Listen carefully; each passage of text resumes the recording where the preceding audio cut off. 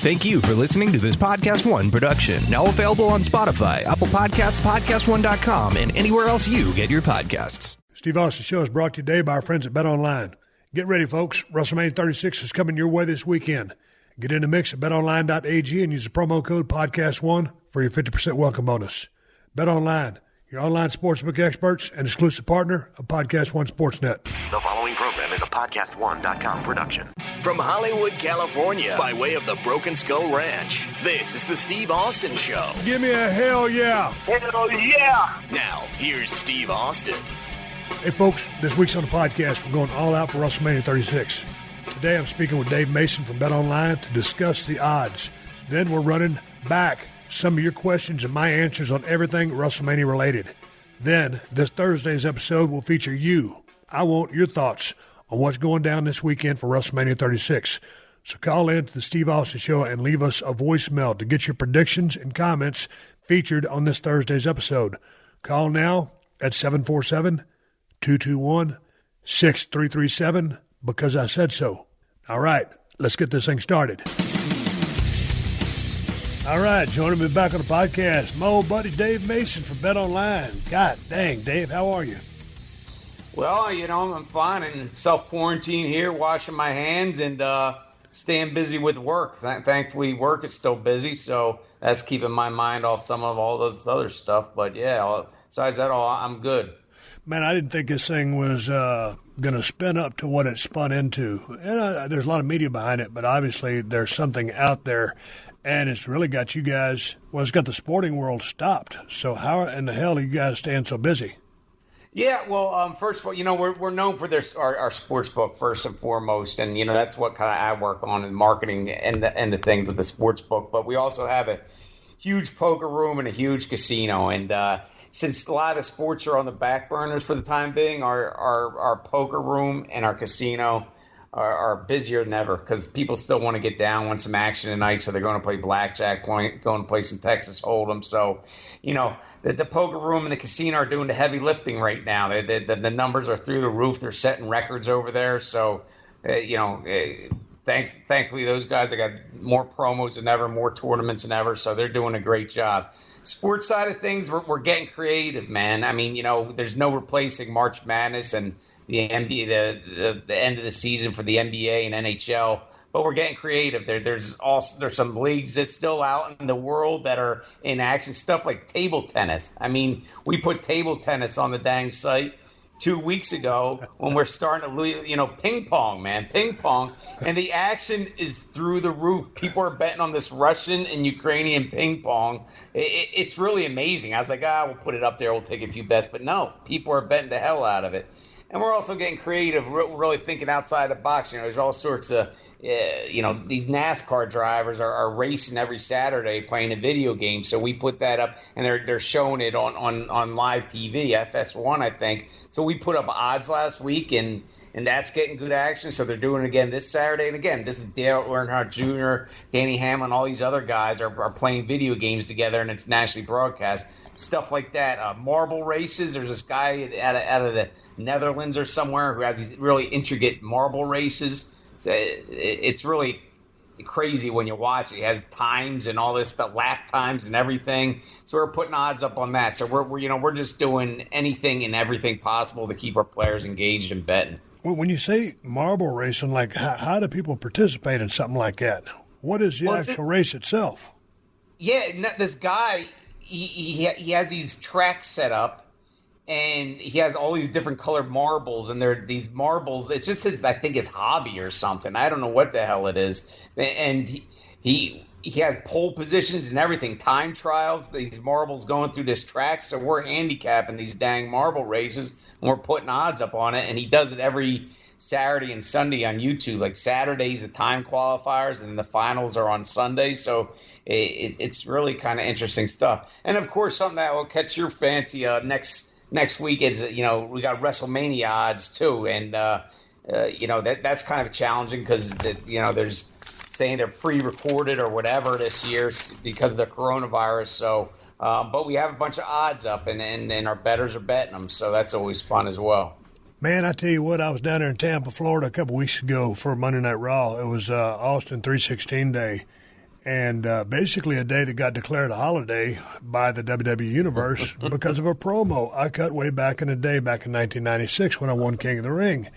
And it was really strange working in front of or I wasn't really working, but just kind of talking in front of an empty crowd. When I first broke into the business way back in the day, I mean, I wrestled in front of a bunch of crowds with not too many people in them, but that was eerily quiet. And when you're trained to listen to a crowd, to progress and make your decisions, it really is kind of a mind trip that happens while you're out there to a symphony of silence. WrestleMania started in 1985, and now this is WrestleMania 36. And like you said, on April 4th and 5th, 2 nights back-to-back, WrestleMania will be broadcasted out of the Performance Center down there at Full Sail, whatever they call it down there, in Orlando, Florida. And I guess had they run it in Raymond James Stadium, what's that, about 70,000 capacity, bringing people all over the world into that city. And, the WrestleMania franchise is like, I think it's the 6th highest rated sports franchise in the world by Forbes magazine. That's how much of an economic gold mine it is to the community. So it's a crazy piece of business. So the fact that they're still carrying on, it's going to be in front of just a couple of camera operators, but in the spirit of, Vince McMahon and, the show must go on, it's going to go on without a crowd. So tell me about some of these odds you like in this thing, or what people are thinking as far as there's a couple of title matches. It's really a damn good card, in my opinion. It's too bad that there's not going to be 70,000 in a stadium watching this. Yeah, absolutely. No, the action's good. We have odds on just about every match. The ones that are getting bet the most are, let me see here. Let's see, Brock Lesnar. We're getting most of the action on Brock Lesnar against McIntyre. So Charlotte Flair, she's getting bet big against Ripley. So those are probably the 2 biggest ones that are getting the most action. Also Becky Lynch against Shayna's getting most of the action there. She's getting about 75% of the action there. So, again, a lot of people bet this stuff. We keep the limits somewhat low. We can't have the limits too high, because sometimes information gets out there, whatever.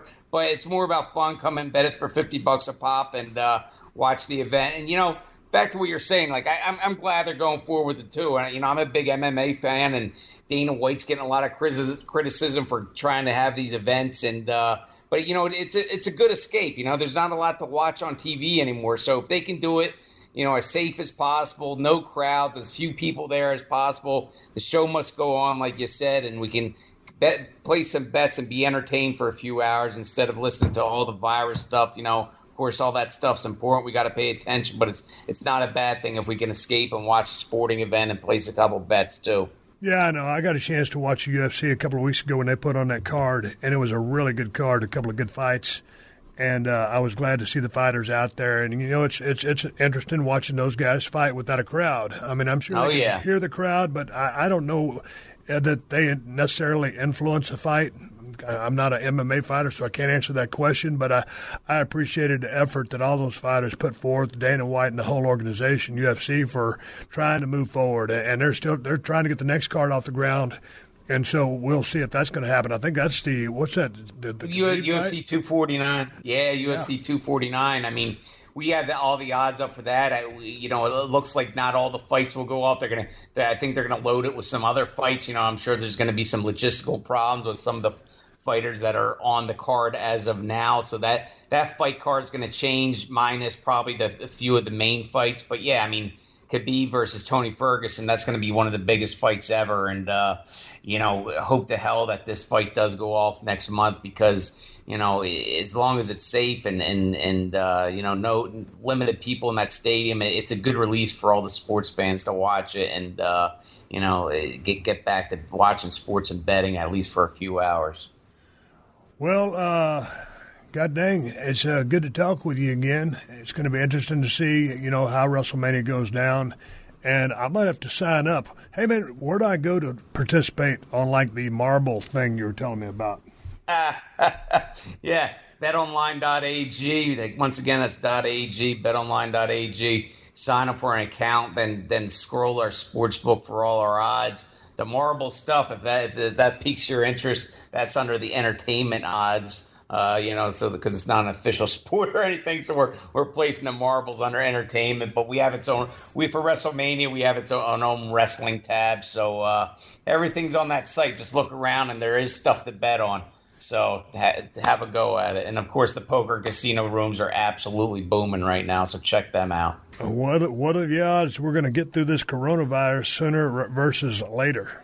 Oh man, I don't want to place odds on it. I know, I'm just messing with you. I know it's a process we're all going through, and I was telling you when we were off air, I went to the supermarket today to get some beer, and it's just strange to see everybody walking around because everybody has this worried look on their face. But it might get a little rougher, but we're going to make it through this and come out on the other side, and it'd be good to see guys playing football again. Baseball season's coming around the corner. Basketball season going again. Whenever this thing clears off, we get through it. It'd be good to see sports back on television because it's going to be a party, man. Everybody loves sports, and they bring us together as a country and as a world. It sure does, and it's going to be one hell of a party once we're back in the game. So I can't wait. It's going to happen. It's going to be a little rough patch here, but it's going to happen. Everybody's got to, take care of themselves and listen to the politicians and physicians and then take care of themselves. Let's get this behind us and get back in the game. Well, Dave, keep washing your hands. Don't rub your face. Keep your distance from people and stay safe out there. And then we'll catch you on the next one. Yes, sir. Thank you so much.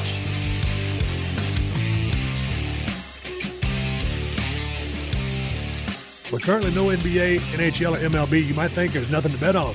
Well, you'd be wrong. This week, WrestleMania 36 takes center stage for a mammoth two-night event, Saturday, April 4th and Sunday, April 5th, hosted by the Rob Gronkowski. Our exclusive partner, BetOnline, has all the WrestleMania 36 action, including a fascinating match between an established superstar and a star in the making trying to climb his way back to the top. John Cena versus Bray the Fiend Wyatt. Cena was ready to step aside, but Wyatt has poked the bear and now has to back up his talk. Wyatt has no room for error and needs to put away Cena on his way back to the title shot. Cena would love to have the spotlight one more time. Cena versus Wyatt. It doesn't get any better. Go to BetOnline for all your WrestleMania 36 action. Every match, all weekend long. Visit the website or use your mobile device and join today to receive a welcome bonus with your first deposit. BetOnline, your online WrestleMania 36 wagering solution. This is the Steve Austin Show. All right, everybody. Hey, man, I tell you what, I just apologize for that long-ass opening. But you know what? Here's the thing. It's a podcast. There ain't no rules on a podcast. I can play by any rules I want to.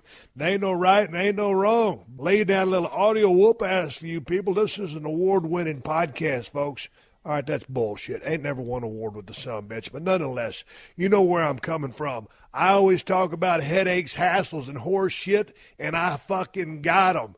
But you know what? I'm sharing them with you, and I hope as you're riding down the road to work, from work, or at work, I hope you got a smile on your face, and I'm hoping you're having a good day. Hey, y'all sent in a bunch of questions, and I started thinking to myself, hey, shit, I started reading your questions. I'm like, man, I can't remember half that shit when it went on that back in the day. But nonetheless, here we go with some of the answers, and I'm going to try to come up with that you guys sent me. And many of them were the same, and I appreciate all of you guys sending in your questions. Here we go. The first one starts out is from Jeremy over in Richmond, Virginia. He said, Steve, I've watched all of your WrestleMania matches and have loved your performances in them. My question is this. Knowing WrestleMania 19 was going to be your last match, how come they didn't have you go over The Rock in that match? Also, do you have any regrets that it went down that way, or were you proud to do the favor for The Rock? Well, Jeremy, why didn't I go over The Rock if that was going to be my last match? Because The Rock was going to have another match, and the time was to do the honors for him. He'd done 2 favors for me prior to that, so I got him 2 out of 3, and I owed him that one. It was his time to go over, and the fact that I was going to ride off into the sunset, I wasn't going to be doing any more pay-per-view, so they didn't need me to go over to preserve me or get me ready for the next money event. They had to do that for The Rock, and I can't really remember what happened with The Rock. He probably was going to go do a movie as well, but he stuck around there for quite some time, and it was all about him that night, and it was his time to go over from a business standpoint. Whether I was staying or going, I think it was time for him to go over, but the fact that I was heading out means The Rock goes over, and that's the way it went down. And no, I don't have any regrets. I was proud to do the honors that night, and, you know, sometimes people take the business real personal. They work themselves into a shoot, like I did way back in the day in Atlanta, Georgia, when I didn't want to do the honors for Brock, and I took my ball and went home, and I had a knee-jerk reaction. But, you know, this is one of those things where this being my last match, I was proud to do it because it was the right thing to do. And, you know, I think this question is going to come up later on in the podcast. I'll go ahead and ask it now. But why did we make a big deal out of it and promote the fact that it was my last match? Well, simply because we were really hitting some still good momentum there. We were cruising right along. Business was good.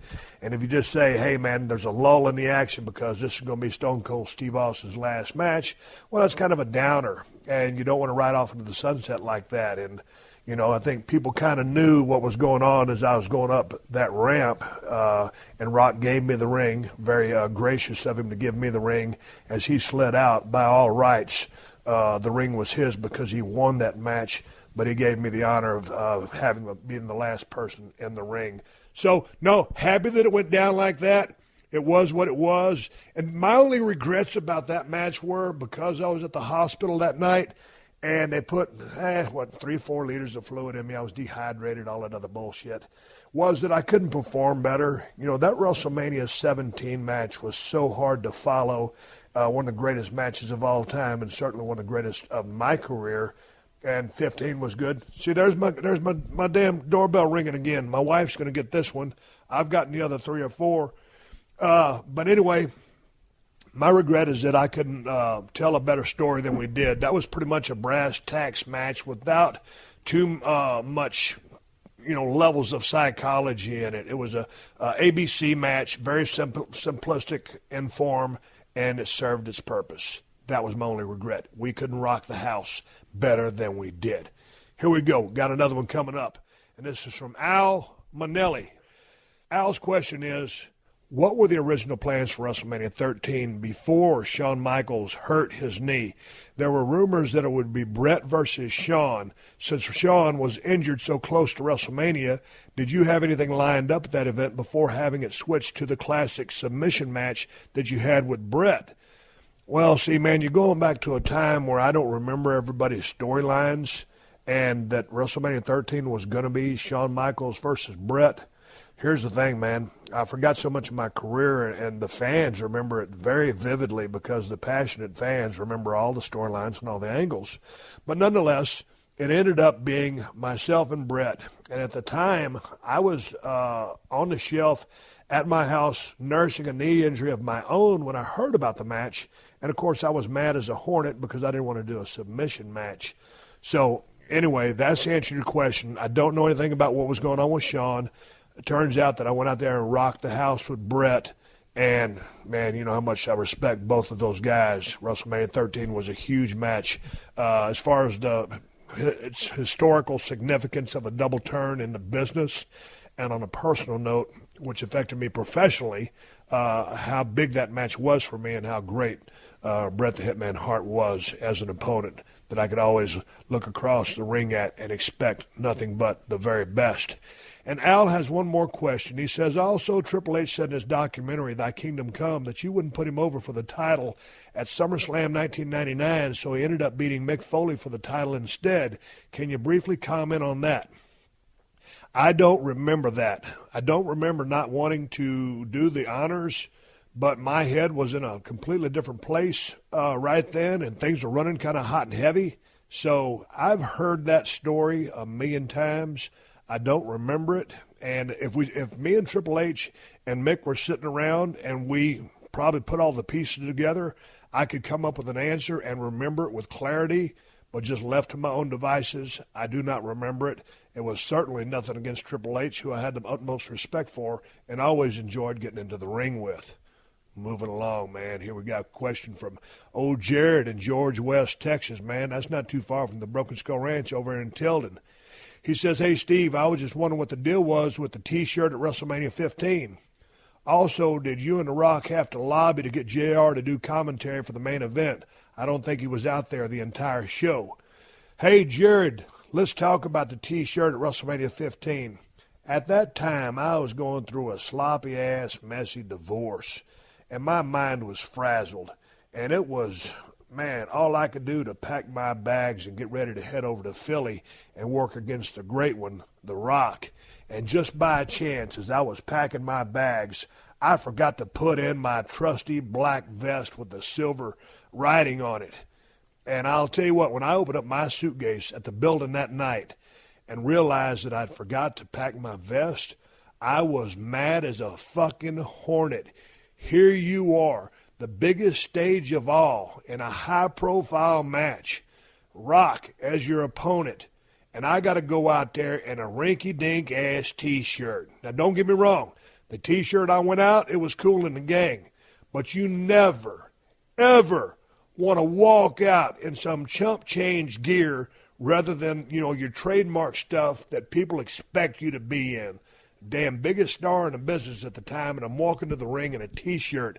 I kicked myself in the ass over and over and over again about that particular night. But that's the story. Divorce, brain was smogged, forgot to pack my vest, had to wear a T-shirt. And JR doing commentary, I didn't know if that was for 15 or 17 or whatever it was, but we put the word in that we wanted JR for one of those matches. I can't remember which one because, quite simply, Jim Ross is the best wrestling commentator in the history of the business, and we wanted him calling our match, whichever one that was. Steve Austin Show is brought to you free today by White Castle. White Castle sliders are a tasty go-to option for fun and satisfying snacks or meals anytime. They're the perfect snack to have while I'm watching wrestling or when I just need a quick bite. I love that chicken slider has 19 grams of protein per serving as well. Easy way for me to get some protein in just a few minutes. From their original and cheese sliders to other meat options, including chicken, turkey, or sausage, you can get the same great taste you've come to expect from their restaurants right at home, ready in minutes. And for all my vegetarian friends, don't worry. You can also enjoy the restaurant quality taste of White Castle sliders with their veggie or black bean slider options. They sent me some of their delicious OG sliders, cheese, veggie, and black and bean sliders, and I dig them. Check out some great recipes at whitecastle.com or pick up White Castle sliders in freezer aisles nationwide. White Castle is easy to heat and fun to eat, and that's the bottom line. Here's a little short question from Carl. Hey, Steve, how'd you feel watching WrestleMania 16 in 2000 from the sidelines? Man, I'll tell you what. I don't remember watching 16 because I don't believe I did. And that was back when I was recovering from getting a C3-4 fused in my neck, when I was starting to have all those problems in my left hand after that botched pile driver from about 97. And I had to get that damage taken care of because things were going south for me real quick. So I was I think I was so upset. I don't remember the event.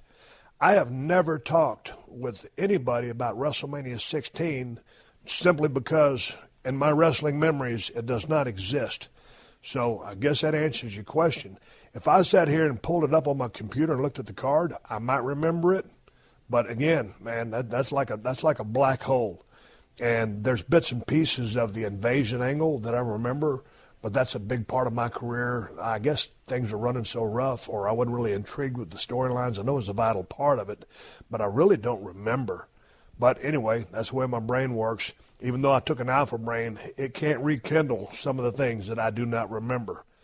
Here's one from Craig over in Glasgow, Scotland. This show is worldwide, global like a motherfucker, making money up in this bitch. Here he says, I heard a story that before WrestleMania 14, The Undertaker waited in Gorilla before the main event to make sure HBK did what he was supposed to. Was there a genuine belief HBK wouldn't play ball even with his injury? You know, I've always heard that rumor, and I've heard Sean talk about it. I think I've heard Undertaker acknowledge it. I can't speak to how valid or true it was. I think it was true. It probably was a shoot. But again, I didn't talk to Undertaker about it, but I think at that point it was interesting. I got a chance to talk to Shawn Michaels a few weeks ago, and y'all know he's got a book out, Wrestling for My Life, and I really, really enjoyed that book. But there was a time where, the Undertaker was not very enamored with Shawn Michaels, the man, the person, or the wrestler. And speaking for myself, and we both, Undertaker and myself, always respected Shawn's ability, his work, the talent, the things that he could do in the ring, because he was pretty much kind of almost unparalleled. He was that damn good. But as a person, I didn't like him.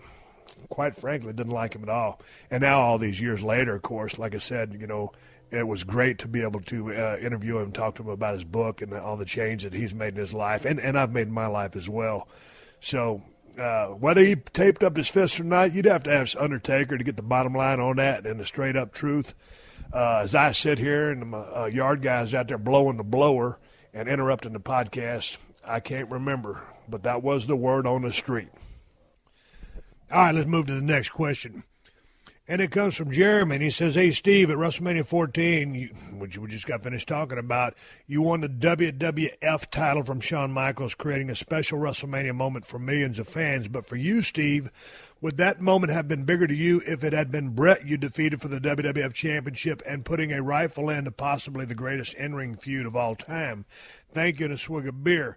Jeremy, it would have been interesting to beat Bret Hart for that title. It would have been awesome.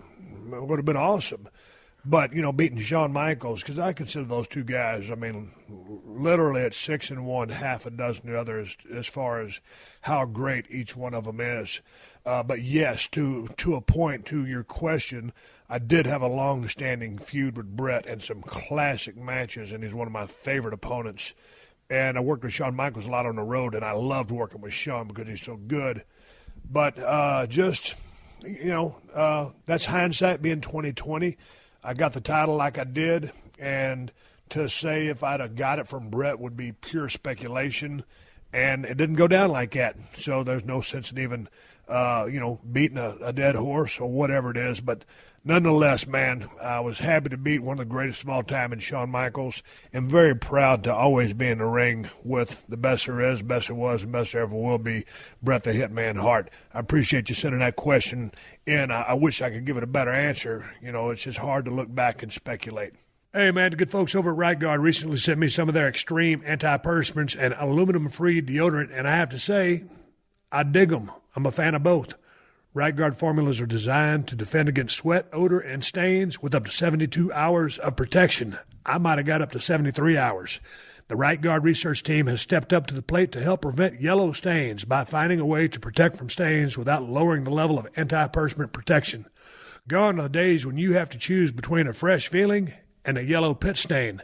Throughout the entire antiperspirant lineup, get it all. The sweat and odor protection you expect while fighting yellow stains. Want to go aluminum-free? Right Guard's extreme aluminum-free deodorants also have odor defense technology to give you protection for up to 72 hours, immediately targeting odor and neutralizing it, resulting in long-lasting protection from odor, keeping you smelling fresh for days. Right Guard's extreme aluminum-free deodorants are not only free of aluminum, but it's also free from alcohol, talc, and parabens. Right Guard antiperspirants and aluminum-free deodorant don't feel greasy or sticky. They go on smooth and last. Try Right Guard today, because I said so. All right, here we go. Here's a question from Luton, England, coming from Matt. He says, Steve, how does the day leading up to Mania differ from any other pay-per-view, Raw, or SmackDown? Any good stories involving yourself or anyone else preparing for the big event? Man, the day leading up to Mania, it's a whole different ball game. It's in a whole different stratosphere because, as I said in the beginning of the Open with my wife, who's not really a wrestling fan, WrestleMania is the Super Bowl. It's the World Series. It's the Stanley Cup, whatever. It's the big event of the year, man, and it's the culmination of a lot of storylines. And I know a lot of things have changed, and things happen so fast on television now with respect to storylines and angles within professional wrestling. but it's a culmination of a solid year's worth of work trying to get to this destination. And, whether it's booking, writing, nonetheless, it was planning and all hands on deck. And all the hands on deck aren't necessarily always dealt the best cards, but it's quite simply the biggest show of the year, and it's payoff time for a lot of things. And it's a chance for people to make a statement for their future. And for some people that the company was counting on that don't deliver, it will make them reconsider, how they value these talents that they thought could deliver and then did not end up panning out. So there's a lot of pressure going into this event. But that being said, there's a lot of fun and anticipation going into this event. And I would guess that damn near 100% of the guys and gals heading into Mania just can't wait to get out there in that squared circle in front of 70,000 people, because you always look forward to performing. That being said, there can be a case of nerves. So there'll be some planning. I know things have changed a whole lot since I've been gone, over 12 years from the company inside the ring. So I don't know what the standard protocol is. I remember on one specific match, it was WrestleMania 17 when I wrestled the great one, The Rock, in the Astrodome at an all-time attendance record at that time, which was later broken by the one and only George Strait. We went out and had a steak dinner, and it was an awesome steak house there in Houston, Texas. Texas A&M coach, who was with Oklahoma at the time, Kevin Sumlin, stopped by and said hello, and it was good to see him. He's kicking ass, and he has such a good program going now, but I was a fan of his back in the day. Pat Patterson was there. The Rock was there. Jim Ross might have been there. I can't remember everybody that was there, but we just had a little bit of conversation. It was mainly really doing all the talking. It was at Papa's Brothers Steakhouse. That's where it was. It was me and The Rock and Pat doing most of the talking and kind of just making a fishbone of a few things that we thought that we would like to see. And I remember having a couple glasses of wine. I remember having a real nice steak. I remember being at a real special occasion. We were in a private room having a private discussion, and it was awesome. And I remember going into the ring that night at the Astrodome, and I was really looking forward to this match because I'd kind of flattened out a little bit as a babyface, and that whole build with Paul Heyman and Jim Ross calling the action, and the video package that they made with the Limp Bizkit song My Way just reinvigorated Stone Cold Steve Austin. And I look forward to going to that ring, and so was The Rock. We both went in there and ripped the joint apart. Y'all have heard me talk about that match before, but just it wasn't anything crazy. I think that's the only time I've ever gone out and before a big match. Most time I'd always kind of keep a low profile. WrestleMania 13, man, we just showed up at the arena that day, had a 30-minute conversation, went out there and rocked the house. These days, it's interesting, and back at that time in Astrodome, which was 63,000 or 68,000, whatever it was, nowadays all of the Manias are in major stadiums. We got out of the arenas. I remember back in 12 when we were in L.A., and that was a 20,000-seater. And then, at the Rosemont in 13, that was 18,000. Well, man, that's how far advanced the crowds have become at that one special time over the year. So adrenaline will be flowing, and all the men and women, it will be hard to sleep. People will be anxious. People will be nervous. They will be going about doing all of their media appearances. They will be doing interviews. They'll be doing photo shoots, photo ops. They'll be doing a ton of meet and greets and meeting also probably some Make-A-Wish people as well. It is a hectic time. Everybody's on a schedule. Everything is timed out.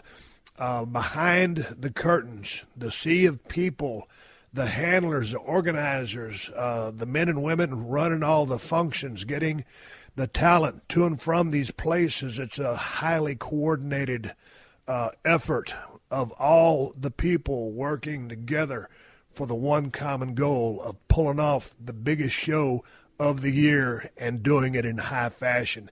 And the superstars, the men and the women, the wrestlers are caught up in it and with the grand hopes of going out there for the allotted time that they are given and try to steal the show and put in the performance of a lifetime.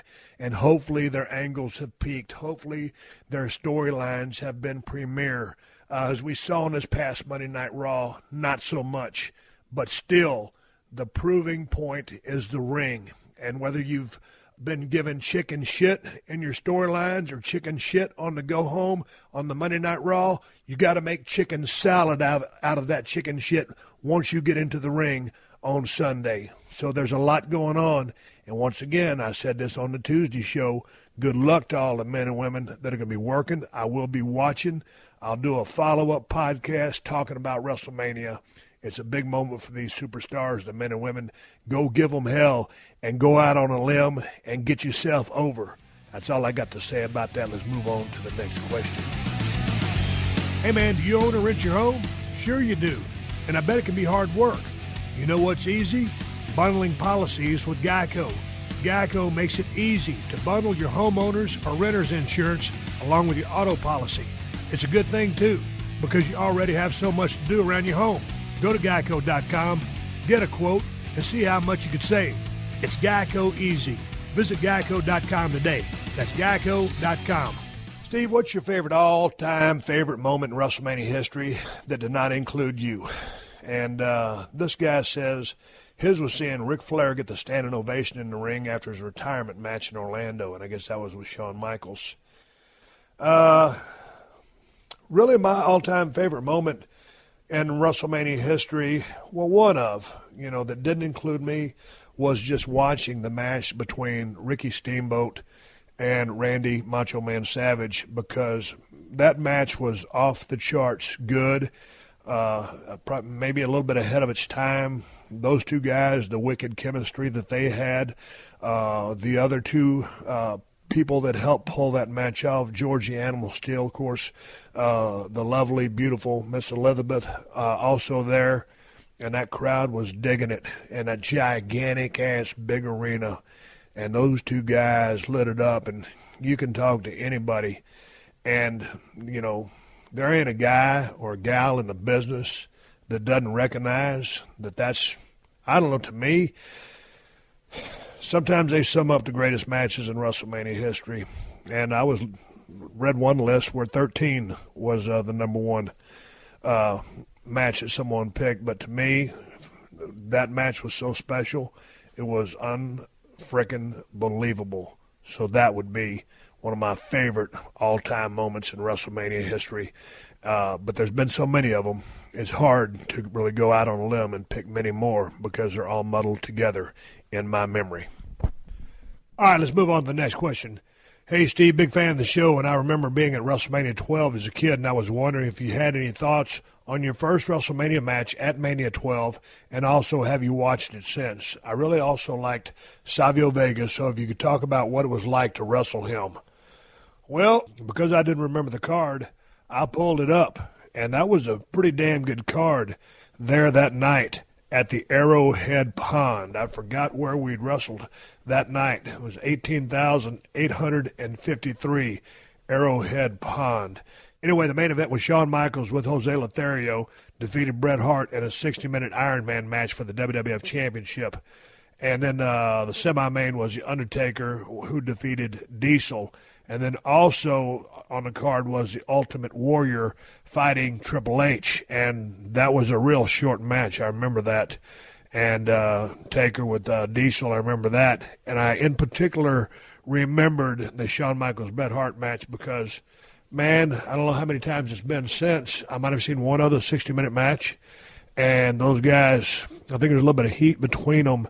And to go an hour, back in the day was very commonplace. And Shawn Michaels went his share of hours, not so much as like a Ric Flair or some of those guys, your Terry Funks, your Dorys, Harleys. And certainly Bret Hart did his share of hour Broadway's hour matches. But anyway, that match was a great match. There was a little bit of heat between those two guys. Sometimes when you think there's heat between two guys, it's going to be a great match. Sometimes not necessarily so, because you got to have cooperation in there and you've got to be unselfish. You got to be very giving. That being said, you got to take what you can get too. But you're referring to me in my match, and that was the number 4 match, Stone Cold Steve Austin with Ted DiBiase as my manager, and I defeated Savio Vega 10 minutes and 5 seconds. I don't remember a whole lot about that match. I don't remember walking out there and being nervous. I don't remember too much. It was just like, that was my first WrestleMania, and it really wasn't, don't take this the wrong way, it wasn't like it wasn't a big deal to me. I didn't understand in the scheme of things how important WrestleMania was at the time. The big build-up and all that stuff. I'd been around for a little bit. I just wasn't nervous. I didn't have full steam ahead yet, not a ton of momentum. But working with Savio Vega was always a pleasure. I've told this story before. I'll just repeat it very briefly. Again, when I first came to the Federation back in the day, I was coming off a torn tricep, worked, 2-3 matches very sporadically in ECW with Paulie Heyman helping me out with my promos, and came up and I wasn't in ring shape. And they put me against Savio Vega. And I worked with that son of a bitch for I don't know how many months straight. It was me and Savio every single night. And God damn, Savio could go. Great, great worker. Just perfectly snug. I mean, always took care of you. He could take great bumps, give great bumps. And Savio's old school, Puerto Rican, man. He's going to get his shit in. And, you know, I was working heel. He was working babyface. So by the time I shined him up, hell, I'd lay in a rear chin lock trying to catch my breath so I could flip, flop, and fly for him to make his comeback, because he was going to make a comeback. So anyway, after working with Savio for 2 or 3 months, he got me into shape. And, boy, we started ripping the roofs off buildings from there on out. So I haven't watched that match back, and I don't know if I've ever seen it back, to be very frank with you. And I'm not going to watch it back right now, because I would watch it and cringe at the action that took place within the confines of that 20 by 20 squared circle. It was just another day at the office. I knew it was a special event. One of the things that was neat to me that day, because I was dressing in a particular part of that building with Goldust and the Ultimate Warrior, and Warrior was always cool to me. We didn't sit around and just talk all day long, and we didn't ever send each other Christmas cards or nothing like that. But, you know, I was still relatively new to the Federation. Warrior always was real nice to me, was real cordial with me. And, again, we didn't travel together, nothing like that.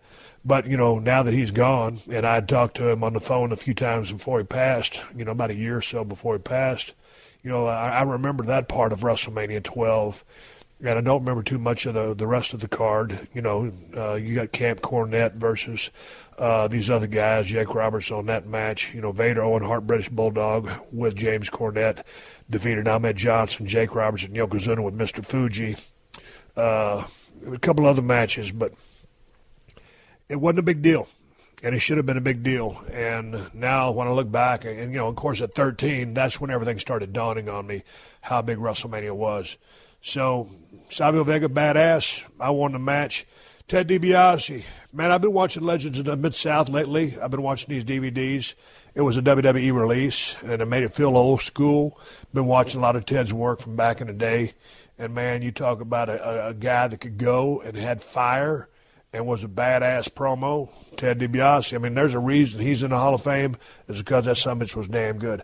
That's what I remember about WrestleMania 12. And what I remember about Savio Vega, he was an awesome guy. And I always call him the human bumblebee, because he's kind of built like a bumblebee, but he could do things that a guy his size shouldn't have been able to do. Just some of his aerial maneuvers, the spinning back kicks, that kind of thrust kick, similar to a super kick that Shawn used. He could do all kinds of crazy shit, but at the end of the day, he could work. And I'll never forget, I know you're talking about a WrestleMania match, but I'll never forget we was working in Florence, South Carolina, and it was an in-your-house match, and we were working a Caribbean strap match. And right in the middle of that match, the lights went down. It was on a pay-per-view. There in the arena, the lights went about halfway dark. And so we kept working. We didn't know what the fuck we were supposed to do, so we just kept working, which is what you do. And we finished the match. And, you know, because the lights went down, the cameras couldn't really pick up the action. So we had to redo that match. I think it was the next night on a Monday Night Raw, whatever it was, basically for pay-per-view again. And it was a little bit different match, but man, it's not like you want to go through a bunch of Caribbean strap matches back to back to back, because me and Savio was beating the dog shit out of each other with that leather strap, and we was laying that stuff in. It hurt. I mean, it's a good kind of hurt, you know what I mean? But you got to lay that strap in. And so me and Savio had a bunch of matches, and then there got to be a time, you know, where we knew each other so well. I mean, I'd be laying in a rear chin lock, cracking jokes to him or something like that. And Savio was an established veteran. You know, he'd been around a while, and coming out of Puerto Rico and come up, you know, pretty savvy, you know, and well-traveled and well-schooled. And we would be out there laughing our asses off. And we always called each other Primo. My nickname for him was Primo, and his nickname was for me was Primo. So if we was talking to each other, we'd say, "Hey, Primo," and then we'd make a call or something like that. But anyway, a lot of fun working with that guy. Let me move on to the next next question. Again, someone rang my security gate. I owe you a beer for that. Anyway, hey, I appreciate the phone call. Hey, I got more questions coming up. I'm going to take a little pause for the call so I can get a word from the sponsors who keep the show on the air for free. I'm coming right back with your questions. It's WrestleMania, baby, and it's coming this Sunday. The Steve Austin Show. The Steve Austin Show. With currently no NBA, NHL, or MLB, you might think there's nothing to bet on. Well, you'd be wrong. This week, WrestleMania 36 takes center stage for a mammoth two-night event, Saturday, April 4th and Sunday, April 5th, hosted by the Rob Gronkowski. Our exclusive partner, BetOnline, has all the WrestleMania 36 action, including a feud that blew up at Raw, including biting, blood, and now a title shot. Of course, I'm talking about Becky Lynch versus Shayna Baszler.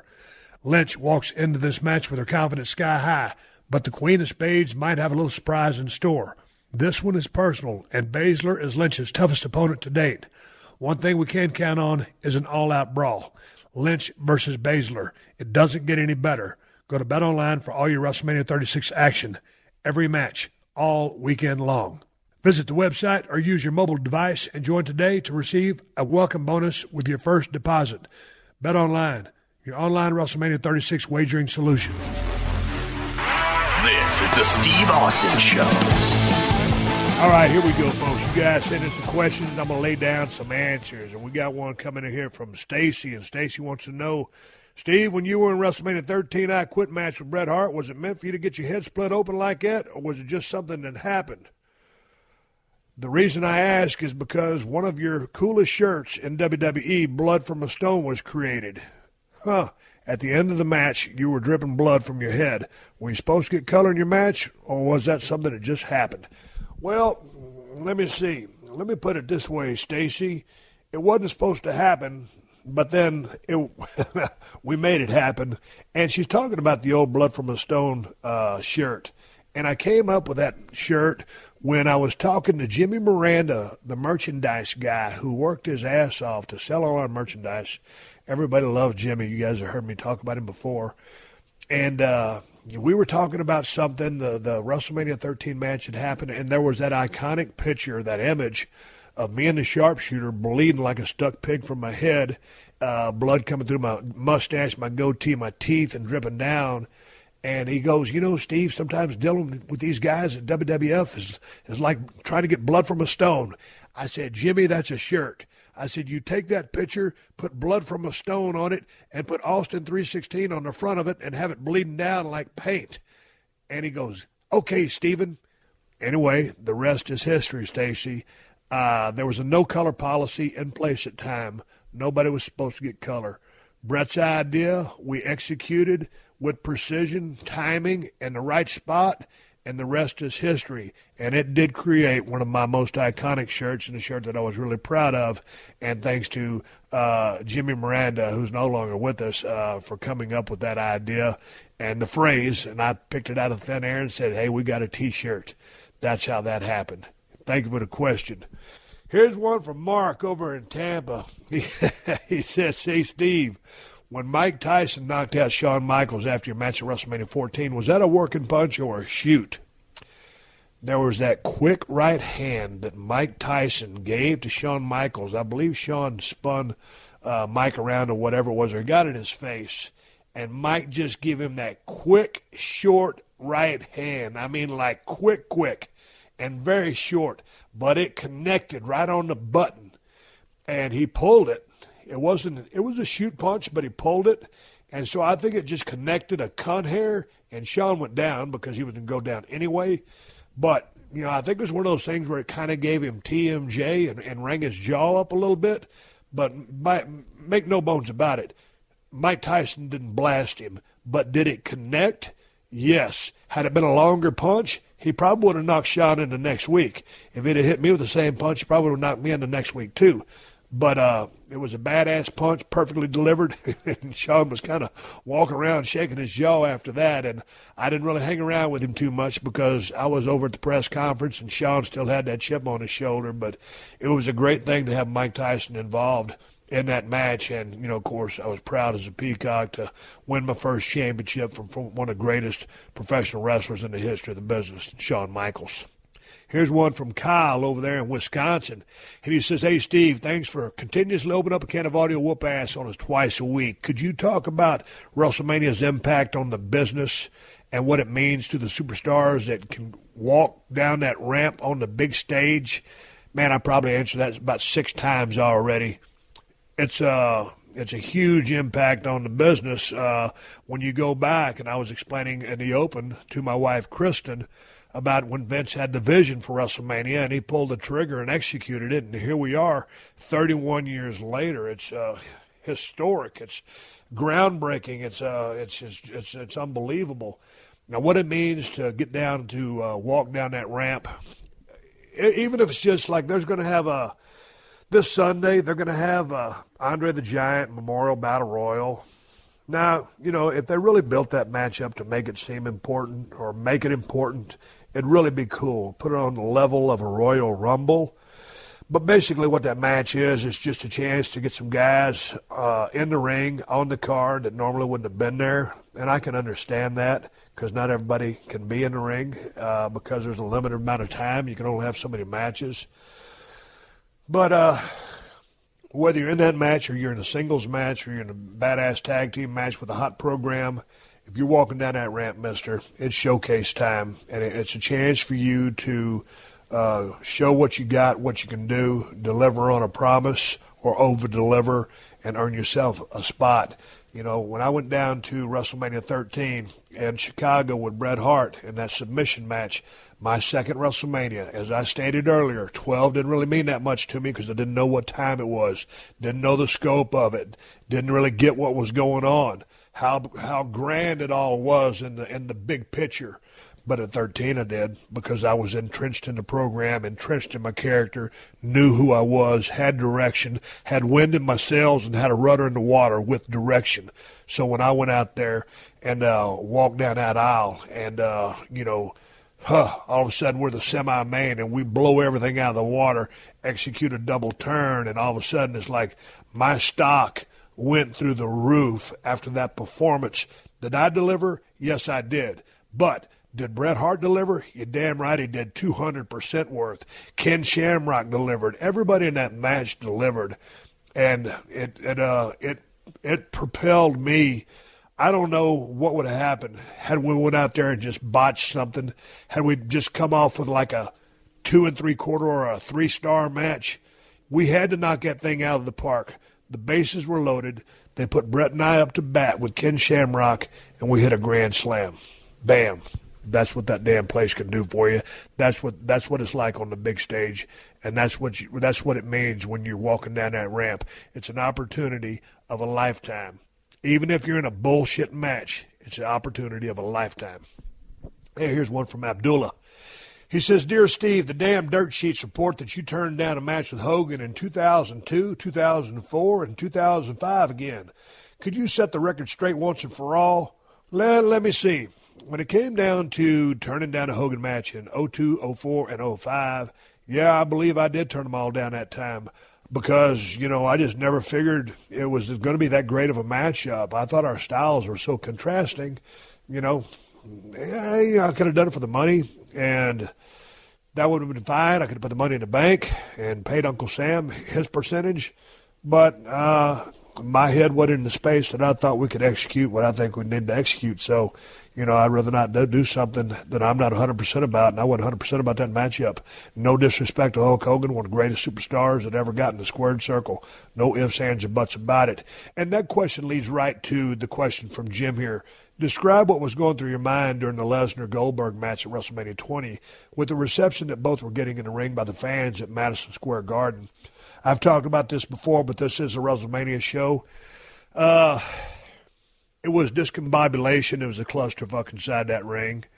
The Garden is a very special place, and man, WrestleMania, the grandest stage of them all, and you got these two, gigantic superstars in there. Lesnar, back then, he's not over like he is now. I mean, like right now, Lesnar is super over, big time. Goldberg, he had a hell of a run at WCW. Wasn't quite as over when he came to WWF. It didn't really pan out, but nonetheless, I mean, you had two badasses in there who could just flat out, kill you. I mean, very, very physical specimens. And, they were just kind of lollygagging around. This is kind of a match where they were both going to ride off into the sunset at the end of the day. And it was a little boring. And the crowd knew that both guys were leaving. It was a pretty hard crowd when they got in the ring. But, it was weird because I expected – I think what the crowd expected was those two guys just to pound the shit out of each other, and it didn't really happen like that. And I think they wasted a little too much time in the beginning, and they should have just jump-started that thing and ramped up the people and started going off and just running with it. It was what it was. Both guys are very good friends of mine, so I'm not talking any trash about them. That was just a lackluster match, and both guys were leaving, and it was what it was. And I always said this. At one time I considered just taking off and crisscrossing on the ropes because you need to get a little something out of the crowd, but I wouldn't do anything like that to upstage either one of the guys because I was there just to be the special referee, and that's what I was going to do, be the special referee. Jim, it was a little bit of a clusterfuck in there, brother. Appreciate you sending the question. All right, everybody, I appreciate all the questions that you sent in. I tell you what, there was a lot of repeat questions that were, kind of the same old, but I hope I gave some pretty decent answers to the questions you sent in. Hey, man, I'm going to hit you real quick with the word of the day. The word of the day is WrestleMania. And WrestleMania in the Urban Dictionary is defined as the greatest time of the year, created by Vince McMahon, made famous by Hulk Hogan, and continued to improve by people like Randy Savage, Bret Hart, Shawn Michaels, The Rock, Stone Cold Steve Austin, The Undertaker, Kurt Angle, Triple H, and Brock Lesnar, just to name some of the people to have performed in some of the greatest WrestleMania matches of all time. Hey, man, I'll use WrestleMania in a sentence. This Sunday is WrestleMania. You can watch it on the WWE Network. It's going to be a hell of a damn show. It's going to be the showcase of the Immortals. It's where these guys and gals go to give it their all and put it all on the line. And for the last time, I'm wishing them all the very best of luck to have a safe time in the ring and to give it everything you got. All right, everybody, give me to go home. Q's time to wrap up the podcast right off in the sunset. Don't forget to rate and review the Steve Austin Show on Apple Podcasts and tell your friends to check us out. If you want to reach me here on the podcast, send an email to questions@steveaustinshow.com. I want to thank everybody for supporting Broken Skull IPA, my beer from El Segundo Brewing Company.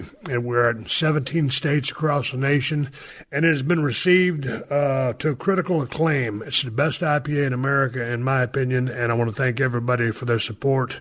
I'm trying to give everybody I can a hell yeah, a cheers, or a thank you, whatever, when you post pictures on Instagram or Twitter. Just thanks for supporting the beer. I'm real proud of it. And we developed this beer, going over almost 5 years ago. And it's starting to roll out. And we're looking to expand more as we get through these hard times. Thank you guys so much for the support of the beer. I love it. I'm proud of it. And I think it's a damn good IPA. I'd like to say one more thank you to all the fine sponsors of the Steve Austin Show, especially BetOnline, White Castle, Geico, Right Guard, and ZipRecruiter. That's how I'm able to do this podcast for you twice a week for free. Please support them because they support us. If you need more info, check out the show description to this episode for details. Folks, we're going through some tough times. We've got to do some social distancing, follow the protocol set forth by, everybody you're watching on the news. We got to get through this so we can flatten the curve and make it on the other side and get our lives back to normal as soon as possible and get people back to work.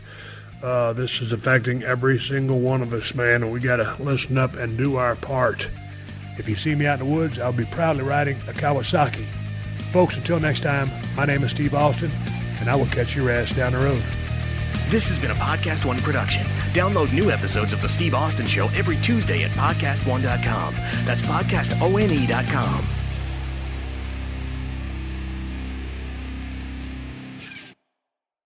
Hi and hello, sports fans. Dave Damashek here, and guess who's sitting exactly 6 feet away from me? Adam Carolla. And we're both here to let you know your favorite Adam Carolla Show segment now has its very own feed. Well, what about the injuries? And I go, that's fine, but what about being a your whole life?